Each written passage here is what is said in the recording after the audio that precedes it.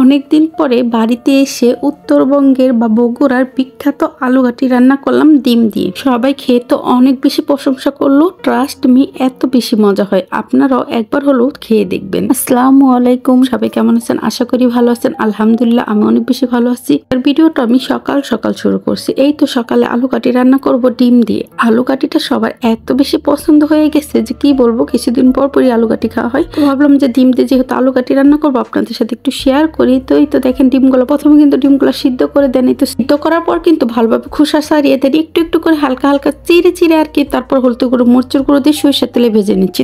আমাদের বাড়িতে কিন্তু সরিষার তেলে তরকারি খাওয়া হয়। তো এই তো দেখেন তারপরে কিন্তু আমি আলুগুলো ভালো করে মেশ করে নিচ্ছি। আলুগুলোকে আমি মানে সিদ্ধ করে দেন, এই তো সুলে নিয়েছি, আমি খোসা ছাড়িয়ে নিয়েছি। তারপরে এই তো দেখেন আলুগুলোকে আমি হাত দিয়ে ভালোভাবে কষলে কষলে মেশ করে নিচ্ছি। আর আলুগুলো কিন্তু এইভাবে মেশ করে নিতে হবে। এর ফাঁকে কিন্তু ডিম ভাজাটাও হয়ে গেছে। এখন ডিমগুলো একে একে উঠিয়ে রাখতেছি। তো এই তো ডিমগুলো উঠানো হলে এর ভিতরে আমি হালকা জিরা দিয়ে দিব। তো জিরা দিয়ে কিন্তু আর একটু তেলও দিয়ে দিয়েছিলাম, সরি। তো এই তো দেখেন জিরা দিয়ে দুইটা তেজপাতা দিয়ে এই তো এখন এর ভিতরে পেঁয়াজ মরিচ দিয়ে দিব পরিমাণ মতো, মানে আপনারা আপনাদের পরিমাণ মতো পেঁয়াজ মরিচ দিয়ে দিবেন। তো এই তো পেঁয়াজ মরিচ দেওয়ার পরে এই তো আমি কিন্তু মশলাটা কষিয়ে নিয়েছিলাম, হলুদের গুঁড়ো মরিচের গুঁড়ো একটু বাটা মশলা দিয়ে। তো এখানে সব ধরনের বাটা মশলা দিছি, 2 টুকরা দারচিনি এলাচ দিচ্ছি। দেওয়ার পর এই তো দেখেন আলুগুলাও কিন্তু দিয়ে দিছি। মশলাটা যখন কষানো হবে তখন আলুগুলা জাস্ট দিয়ে দিচ্ছি, দিয়ে এই তো ভালোভাবে কষিয়ে নিচ্ছি। আর হ্যাঁ, এখানে কিন্তু আমি অর্ধেক পরিমাণ বেগুন দিচ্ছি, একটা টমেটো দিচ্ছি। দেওয়ার পরে এই তো ভালোভাবে কষিয়ে ডিমটাও দিয়ে দিলাম। দিয়ে এই তো আরেকটা চুলায় আমি গরম পানি বসিয়ে দিয়েছিলাম, এই গরম পানিটাও অ্যাড করে দিলাম। অ্যাড করে ভালোভাবে এটাকে হালকা কষিয়ে নিব। কষিয়ে দেন এই তো ঝোলের পানিটা এখন দিয়ে দিব।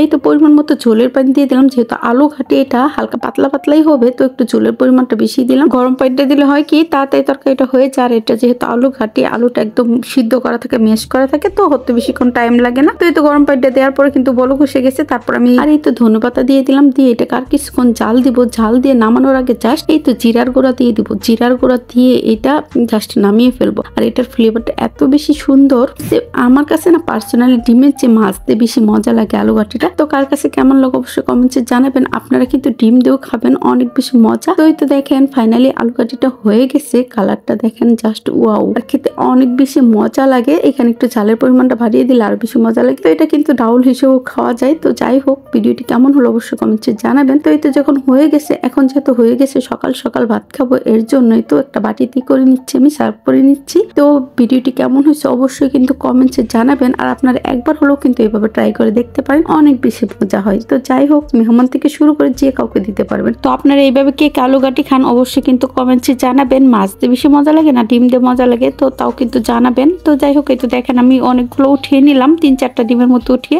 এগুলোতে খাওয়া দাওয়া করে নিব। তো ভিডিওটি যদি ভালো লাগে তাহলে কিন্তু অবশ্যই একটা শেয়ার করে দিবেন। তো যাই হোক, আজকের মতো এখানেই বিদায় নিচ্ছি। সবাই অনেক অনেক অনেক বেশি ভালো থাকবেন। সো টেক কেয়ার এন্ড আল্লাহ হাফেজ।